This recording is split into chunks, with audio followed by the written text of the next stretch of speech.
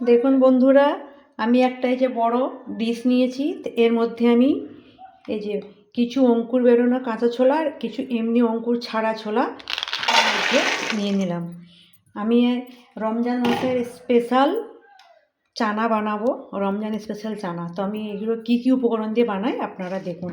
আমি এখানে ছোলা নিয়েছি, এর মধ্যে আমি নিয়ে নেব এই যে এখানে মটরশুঁটি আমি ভিজিয়ে রেখেছিলাম আর সিদ্ধ করে নিয়েছি।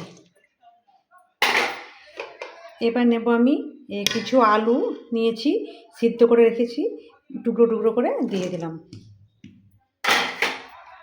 এরপর এইখানে দেখুন আমি এই যে টমেটো কুচি নিয়েছি, পেঁয়াজ কুচি, গাজর কুচি, লঙ্কা কুচি, এই যে শসা কুচি। তো আমি এগুলো সব একসঙ্গে এর মধ্যে দিয়ে দেবো। তারপরে এর মধ্যে দেব আমি আমার গাছের ধনেপাতা।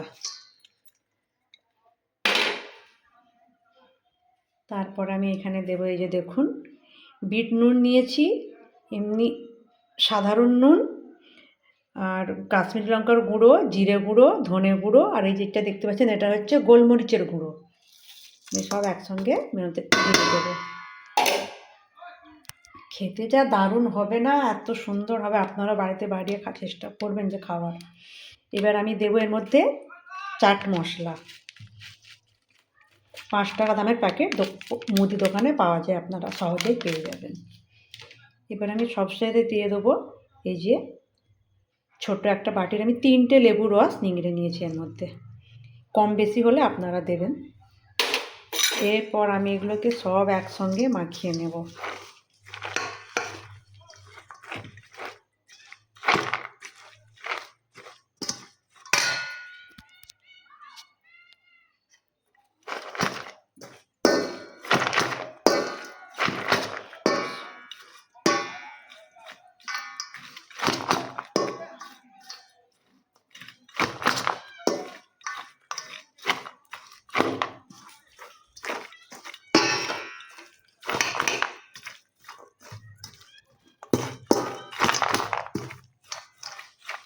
দেখুন বন্ধুরা, রমজান স্পেশাল চানা আমার রেডি হয়ে গেছে। এবার আমরা ইফতারের সময় খাবো। দেখুন কেমন লাগলো আমার এই চানার রেসিপিটা।